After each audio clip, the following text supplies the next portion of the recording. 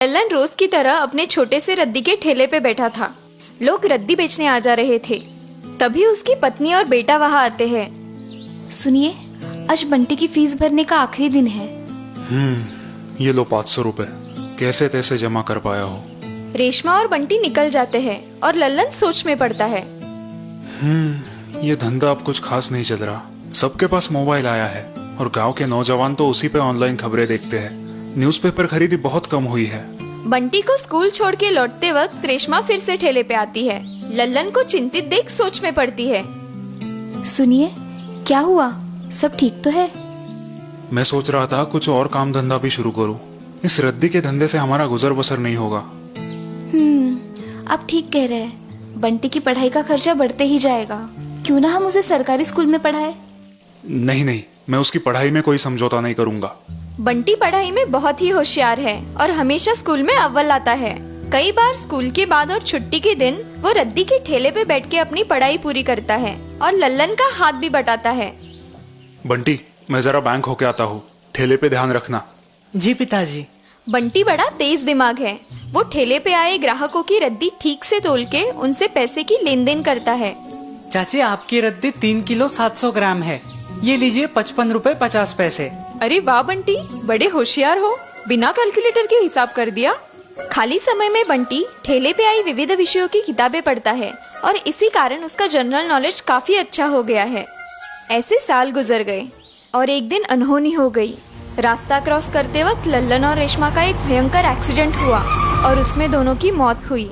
अब बंटी एकदम बेसहारा हो गया। बेटा, तुम चिंता मत करो, मैं तुम्हारा खाना बना दूंगी और तुम्हें शिक्षा भी दूंगी। बंटी, तुम तुम्हारे दूर के चाचा के पास क्यों नहीं चले जाते? वो तुम्हारी परवरिश करेंगे। नहीं चाचा, मेरे पिताजी को किसी का भी एहसान लेना पसंद नहीं था। मैं खुद रद्दी बेचूंगा और अपनी परवरिश करूंगा। जैसा बाप वैसा बेटा। ठीक है, हम तुम्हारे साथ हैं। कुछ दिन बाद बंटी ने रद्दी का ठेला संभाल लिया, लेकिन इस दौरान उसकी स्कूल की पढ़ाई छूट गई। अब उसके स्कूल के कुछ बिगड़ेल लड़के उसका मजाक उड़ाने लगे। अरे वो देखो, हमारे स्कूल का स्कॉलर तराजू लेके बैठा है। क्या तोल रहे हो स्कॉलर? अकल बड़ी की भैंस। अब इसका फ्यूचर तो सेट हो गया यारो। आखिर रद्दी वाला ही बना अपने फादर के जैसा। लड़कों की बातें सुनकर बंटी दुखी होता है, लेकिन फिर अपने काम में जुट जाता है। नाइट स्कूल में एडमिशन लूंगा तो मैं अपने पिताजी का सपना पूरा कर सकता हूँ। फीस भी कम होंगी। अगले दिन से बंटी नाइट स्कूल जाना शुरू करता है।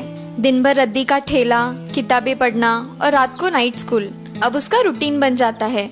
ऐसे ही कुछ दिन निकल जाते हैं। गर्मियाँ शुरू होती है। एक दिन बंटी के ठेले के सामने एक आलीशान कार पंचर होती है। अंदर एक बड़े ऑफिसर बैठे दिखाई देते हैं। सर, आपको पानी चाहिए या आपको थोड़ा आराम करना है तो आप मेरे ठेले की छांव में बैठ सकते हैं। बंटी की समझदारी देख ऑफिसर उसके ठेले पे आके बैठते हैं। उनके हाथ में एक न्यूज़पेपर है। पंचर रिपेयरिंग का काम एक तरफ शुरू होता है, दूसरी तरफ ऑफिसर एक पहेली सुलझाने में दंग हो जाते हैं और बंटी उन्हें ऑब्जर्व करने में। कुछ समय बाद कार ठीक हो जाती है और ऑफिसर वहाँ से निकल पड़ते हैं। पहेली वाला न्यूज़पेपर वो वही छोड़ जाते हैं। अरे ये क्या? लगता है सर गलती से ये न्यूज़पेपर भूल गए हैं। गाड़ी का नंबर नोट करता हूँ। बंटी फुर्ती से कार का नंबर नोट करता है। अब उसका ध्यान न्यूज़पेपर की पहेली पे जाता है।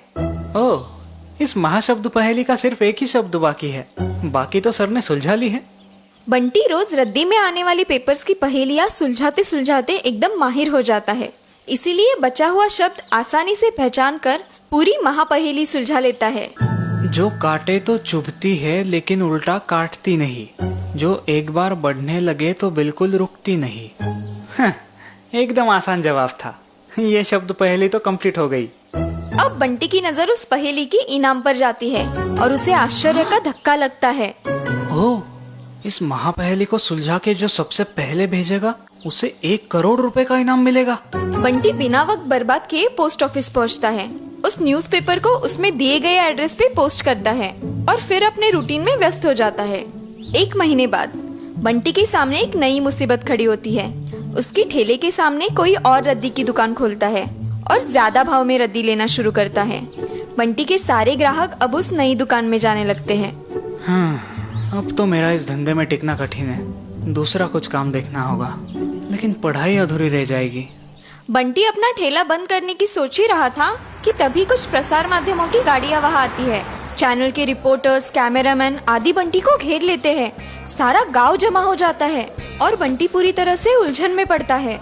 नमस्कार बंटी जी, इतनी बड़ी सफलता पाने के बाद आपको कैसा लग रहा है? बंटी जी, हमें बताइए, आपने ये महाशब्द पहेली सुलझाई कैसे? कौन है आपकी प्रेरणा? जी आप क्या कह रहे हैं? कौन सी पहेली? एक रिपोर्टर उसे वो शब्द पहेली दिखाता है और बंटी चकित हो जाता है। ये देखिए बंटी जी, आपने ये 1 करोड़ के इनाम वाली महाशब्द पहेली सुलझाई है। कॉन्ग्रेचुलेशंस, आप करोड़पति बन गए हो, वो भी इतनी कम उम्र में। अब बंटी को सारी बातों का खुलासा हो जाता है।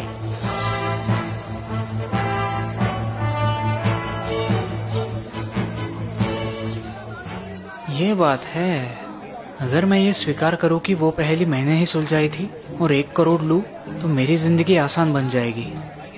बंटी कुछ उलझन में पड़ता है।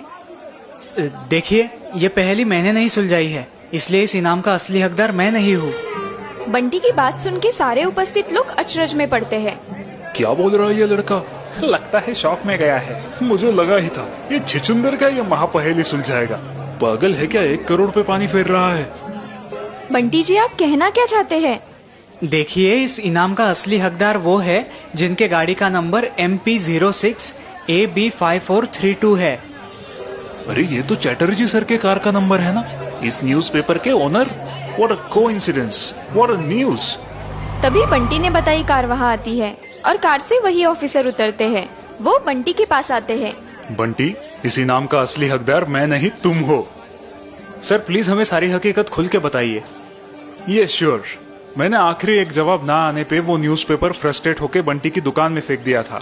मेरे ही न्यूज़पेपर ने मुझे चैलेंज किया था और हराया था, इसीलिए मेरा ईगो हर्ट हुआ था। मिस्टर चैटर्जी की बात सुन के सारे लोग चकित होते हैं। लेकिन आज बंटी की ईमानदारी और होशियारी देख के मेरी आंखें खुल गई और मेरा इंटेलिजेंट होने का घमंड भी उतर गया। चैटर्जी की बातें सुन के सारे उपस्थित लोग तालियां बजाते हैं। बंटी की आंखें भर आती है। बंटी, आज से तुम सिर्फ और सिर्फ पढ़ाई करोगे और अपने माता पिता का सपना पूरा करोगे। मिस्टर चैटर्जी बंटी को 1 करोड़ का चेक प्रदान करते हैं। सारा गांव बंटी की नम्रता, ईमानदारी और होशियारी देख के सराहना करता है। काश आज माँ और पिताजी होते।